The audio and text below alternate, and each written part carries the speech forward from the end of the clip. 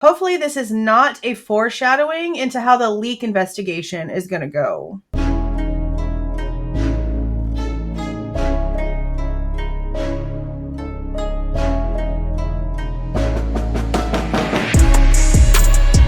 Hey guys, this is Jules with True Crime Reactions.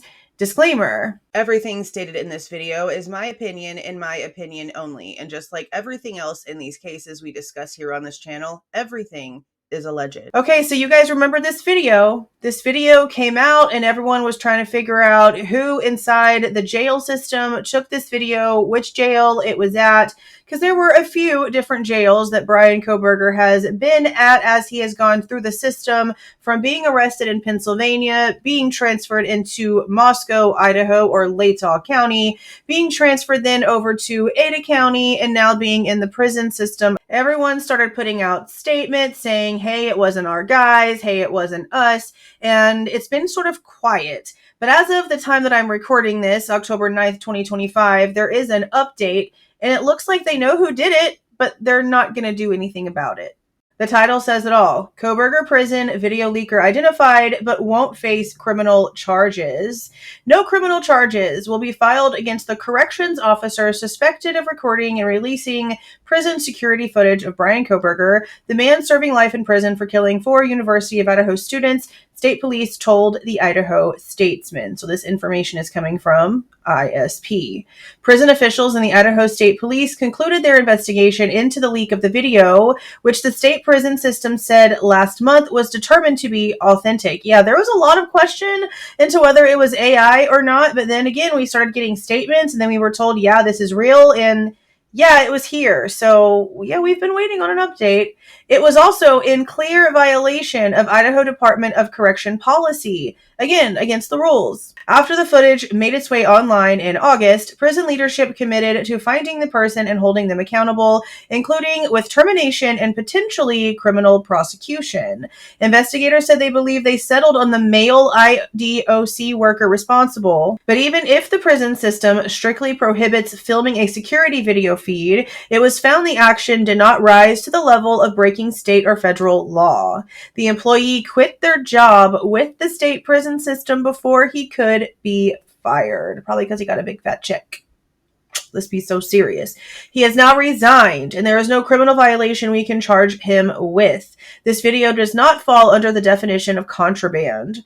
Prison officials declined to provide more information about the former worker, citing Idaho law concerning personnel. The individual responsible for the policy violation was identified and has since left the agency, which determined there was insufficient evidence to pursue criminal charges.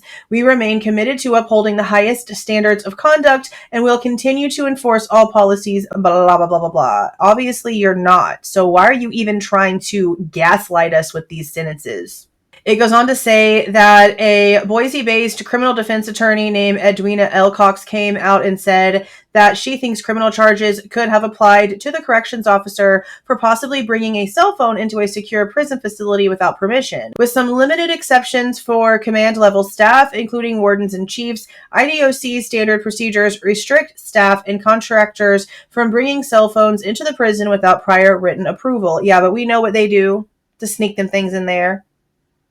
Let's not pretend right now. It is unclear whether the corrections worker believed to have recorded the security of Kohberger in his cell was permitted to have a cell phone or in the area of the maximum security prison. The standard procedures state introduction of such a device into the prison system is contraband and could result in administrative action or criminal charges or both. And this is referenced in Idaho Statute 18-2510. Their very own policy references the criminal statute, Elcock said in a phone interview.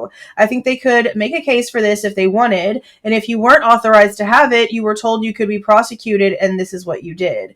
I mean, again, I understand that some people might be like, okay, it's not a big deal, it's just a photo, it's just a video.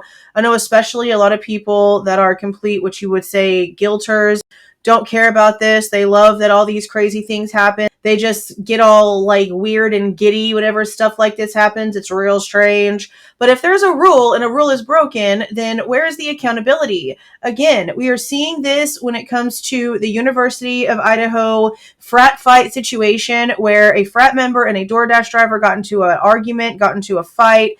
The fight escalated to the point to where an ambulance had to come and pick up the DoorDash driver, and his heart stopped on the way to the hospital. And all that we've seen happen is a frat member no longer be a frat member. No charges, no anything. So again, when we see rules being broken, just like we saw with the IGG, with the portals that the FBI used illegally, we were told, yes, it happened. Yes, it wasn't technically on the right side of how to do things, but it's constitutionally unimportant, so we're just going to ignore that it even happened.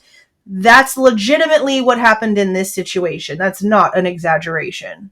They even went so far to make the state and the prosecution get together to come up with a narrative that they could sleep with at night, stated from the judge, and to choose one person to get up on the stand and under oath tell the narrative.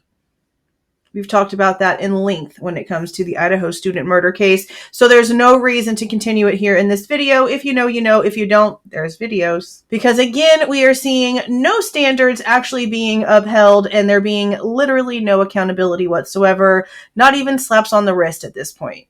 It's honestly not even shocking, but okay. Let me know what you guys are thinking about this down in the comments. If you like the way that I present this information and give my opinion, please don't forget to leave a like on the way out. Subscribe to the channel if you have not subscribed already. And please don't forget to make sure that that notification bell is set to all so you don't miss any of my rants, reviews, reactions, updates, or deep dives. See y'all.